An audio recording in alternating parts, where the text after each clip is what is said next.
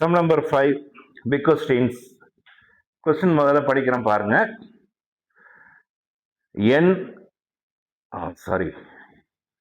Page number வந்து 149. D, B and P were partners in a firm, sharing profit in the ratio of 2:2:1. Their balance sheet as on 31st March 2020 was as follows. அதாவது admission of A partner, அதே death of A partner, அதே retirement of partnership retirement, அதுக்கடுத்து dissolution, இது எல்லாத்துக்கும் பார்த்தீங்கன்னா question பார்த்தீங்கன்னா big கொஸ்டின்ஸில் பார்த்தீங்கன்னா balance sheet தான் கொடுத்துருப்பாங்க. இந்த பேலன்ஸ் ஷீட் கொடுத்துருந்தாங்கன்னா இது பொறுத்த வரைக்கும் அட்மிஷனா அல்லது இது ரிட்டையர்மெண்ட்டா அல்லது இது டெத்தா அல்லது இது டிசொல்யூஷனா எதை வச்சு கண்டுபிடிக்கணும்னா பேலன்ஸ் ஷீட்டுக்கு கீழே அந்த கீழே ஃபர்ஸ்ட் வரியிலேயே கொடுத்துருப்பாங்க. இப்போ இங்கே பாருங்களேன், நம்ம இன்னும் வந்து கொஸ்டினுக்கு ஃபுல்லாகவே பார்க்கல, மேலே ஹெட்டிங்கை படித்தேன். 3 பார்ட்னர் இருக்காங்க, அவங்களுடைய ஷேரிங் ரேஷியோ 2:2:1. அக்கௌண்ட்டு க்ளோஸ் பண்ணுறது வந்து 31st March 2020 பேலன்ஸ் ஷீட் கொடுத்துருக்காங்க. உடனே வந்து இது எந்த டைப்பு அப்படின்னு சொல்லி பார்க்காம கீழே பாருங்க, பி ரிட்டையர்டு. அப்போ நீங்கள் முடிவு பண்ண வேண்டியதான், இது 3வது சாப்டரில் ரிட்டையர்மெண்ட்டு. அப்போ தெளிவாக இப்போ நீங்கள் என்ன பண்ணிடணும்னா கொஸ்டினுக்கு போயிட வேண்டியதான். எப்பொழுதுமே லைபிலிட்டி சைடில் பொறுத்த வரைக்கும் மார்க் பண்ண வேண்டியது பொறுத்த வரைக்கும் பார்த்தீங்கன்னா கேபிட்டலில் 1, கையில் பென்சில் வச்சுக்கிங்க, புக் எடுத்துக்கங்க. லைபிலிட்டி சைடில் பழைய பிரகாரம் தான் capital account, general reserve account, profit and loss பொறுத்த வரைக்கும் வந்து லைபிலிட்டி சைடில் இல்லாகட்டினா அசட் சைடில் பாருங்கள். இது மட்டும் நீங்கள் பார்த்துக்கணும். ஏன்னா ப்ராஃபிட் அண்ட் லாஸ் பொறுத்த வரைக்கும் லைபிலிட்டி சைடில் இருந்ததுன்னா ப்ராஃபிட்னு அர்த்தம், அதே இது அசட் சைடில் பொறுத்த வரைக்கும் இருந்ததுன்னா லாஸ்ன்னு அர்த்தம். சார் வந்து ரெண்டுத்துலேயுமே இல்லை சார், அப்போ நான் என்ன சார் பண்ணுறது? அப்படின்னா விட்டுடுங்க. அதுக்கடுத்து ஒர்க்மேன் காம்பன்சேஷன் ஃபண்டு. இப்போ இந்த கொஸ்டினில் பொறுத்த வரைக்கும் பார்க்கும் போது கையில் வந்து நம்ம வந்து பென்சில் எடுத்துக்கிட்டோம். இப்போ டிக் பண்ண போகிறோம் கிரெடிட்டார்ஸு. அதுக்கு அடுத்து பாருங்கள் ரிசர்வ், அதாவது ஜென்ரல் ரிசர்வ் டிக் பண்ணிக்கிங்க. கேபிட்டல் பொறுத்த வரைக்கும் 3 பார்ட்னருடைய கேபிட்டல் பொறுத்த வரைக்கும் அப்படியே தனித்தனியாகவே கொடுத்துருக்காங்க. 3 பார்ட்னருடைய கேபிட்டலையும் பார்த்துங்க, டிக் பண்ணிக்கிங்க. இதுக்கடுத்து ப்ராஃபிட் அண்ட் லாஸ் இங்கே இல்லைன்னா எங்கே பார்க்கணும்னு சொல்லியிருக்கேன், அசட் சைடில் பார்க்கணும்னு சொல்லியிருக்கேன். அசட் சைடில் இல்லை, விட்டுடுங்க. அதுக்கு அடுத்து ஒர்க்மேன் காம்பன்சேஷன் ஃபண்டு கிடையாது. இதுக்கு அடுத்தது ரிட்டையரிங் பார்ட்னர் பொறுத்த வரைக்கும் யாருன்னா வந்து இங்கே பி தான் ரிட்டையரிங் பார்ட்னர். அதுக்கு அடுத்தது பார்த்தீங்கன்னா குட்வில்.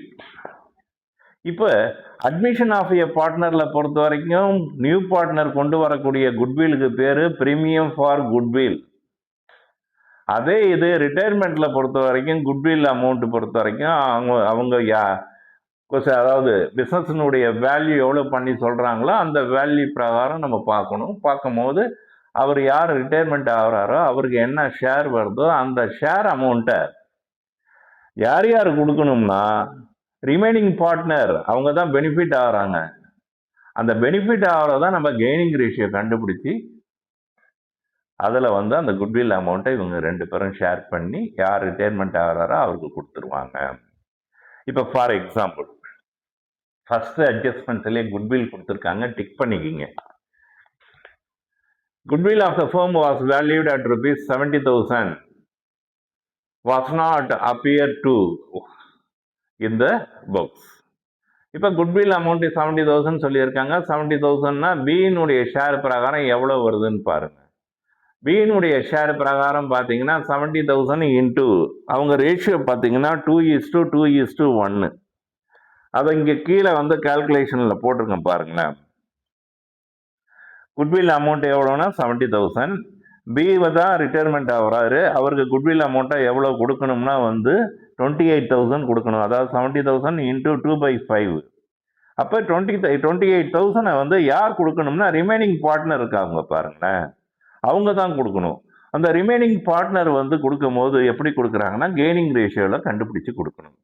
இந்த கெய்னிங் ரேஷியோ வந்து இந்த கொஸ்டினில் பொறுத்த வரைக்கும் கண்டுபிடிக்கலாமா வேண்டாமா எதை வச்சு நம்ம சொல்லணும்னா ஓல்டு ரேஷியோ கொடுத்துருக்காங்க மேலே, நியூ ரேஷியோ பொறுத்த வரைக்கும் கீழே லாஸ்ட்ல எங்கேயாவது கொடுத்துருக்காங்களான்னு சொல்லி பாருங்களேன். அட்ஜஸ்ட்மெண்ட்ஸ் 1, 2, 3 எங்கேயுமே பொறுத்த வரைக்கும் பார்த்தீங்கன்னா வந்து நியூ ப்ராஃபிட் ஷேரிங் ரேஷியோ கொடுக்கல. அப்போ இந்த குட்வில் அமௌண்ட்டை எப்படி அவங்க ஷேர் பண்ணுறாங்கன்னா வந்து ஓல்டு ரேஷியோவில் வந்து அந்த நியூ ரேஷியோ பார்ட்னர் இருக்கார் பாருங்க, அவரை ஒரு ஆளை கேன்சல் பண்ணிங்கன்னா முடிஞ்சு போச்சு. யாருன்னா ரிட்டையரிங் பார்ட்னரை கேன்சல் பண்ணிங்கன்னா. இப்போ அதுதான் இங்கே போட்டிருக்கேன் பாருங்களேன். Old share 2:2:1. இது டி ஓடத்து, இது பி ஓடத்து, இது வந்து பி ஓடத்து. யார் ரிட்டையரிங் பார்ட்னர்னா பி தான் ரிட்டையரிங். அப்போ அவரை அடிச்சிட்டேன்னா இப்போ ரிமைனிங் இருக்க பார்ட்னர் பொறுத்த வரைக்கும் டி வந்து 2, இவர் பொறுத்த வரைக்கும் பி பொறுத்த வரைக்கும் 1. தர்ஃபோர் இதுதான் வந்து உங்களுக்கு பொறுத்த வரைக்கும் வந்து கெய்னிங் ரேஷியோ மாதிரி மாறும். அதே தான் உங்களுக்கு பொறுத்த வரைக்கும் பார்த்தீங்கன்னா என்னென்னா நியூ ப்ராஃபிட் ஷேரிங் ரேஷியோ, அதாவது 2:1. இதில் வந்து கொஸ்டினில் வந்து நமக்கு நியூ ப்ராஃபிட் ஷேரிங் ரேஷியோ கொடுக்கலன்னா பிரச்சனையே கிடையாது. ஓல்டு ரேஷியோவில் மூலமாகவே நீங்கள் கண்டுபிடிச்சி போட்டுடலாம். இப்போ பாருங்கள், குட்வில் அமௌண்ட்டு பியினுடைய அமௌண்ட்டு எவ்வளோன்னா 28,000. இதை வந்து டி எப்படி ஷேர் பண்ணி கொடுக்குறாருன்னா 2/3, அதாவது 2:1, அதாவது 2/3.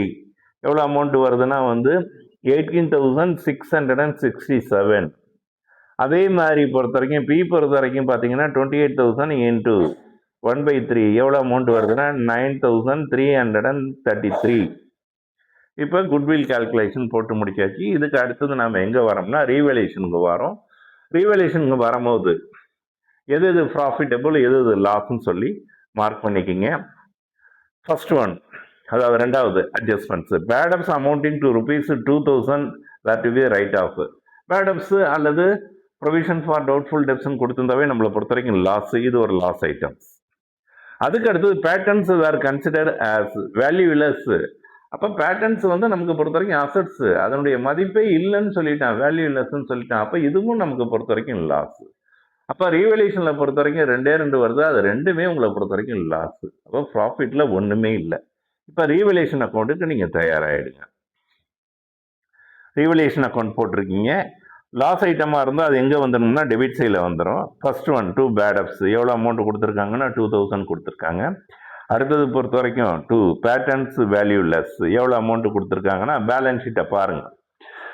கொஸ்டின் பேலன்ஸ் ஷீட்டில் பேட்டர்ன்ஸ் அமௌண்ட் பொறுத்த வரைக்கும் எவ்வளோ கொடுத்துருக்காங்க 9,000. அந்த 9,000 ஃபுல்லாகவே உங்களுக்கு வேல்யூலெஸ்ஸாக எடுத்து கொண்டு வந்து போட்டுங்க. இப்போ அக்கௌண்ட்டை க்ளோஸ் பண்ணுங்க. கடைசையில் ஒன்றுமே கிடையாது. கடைசையில் காரணம் என்னென்னா ப்ராஃபிட் ஐட்டம்ஸ் ஒன்றுமே இல்லை. அப்போ டெபிட் சைடில் தான் அதிகமாக இருக்குது 11,000. அந்த 11,000 போட்டு அப்படியே பேலன்ஸ் ஆகுது. எவ்வளோ அமௌண்ட்னா 11,000 பேலன்ஸ் ஆகுது. அப்போ கடைசியில் பேலன்ஸ் ஆனால் தட்ஸ் மீன் லாஸ். அப்போ பை லாஸ் டிரான்ஸ்ஃபர் எங்கே தான் டிரான்ஸ்ஃபர் பண்ணுவோம்? அந்த பார்ட்னர்ஸுடைய கேபிட்டல் அக்கௌண்ட்டுக்கு தான். அப்போ டிஸ் கேபிட்டல் அக்கௌண்ட் 11,000 இன்ட்டு 2/5. அதுக்கடுத்து பி கேபிட்டல் 11,000 இன்ட்டு 2/5. அடுத்தது பொறுத்த வரைக்கும் பார்த்தீங்கன்னா வந்து பி கேபிட்டல் 11,000 இன்ட்டு 1/5.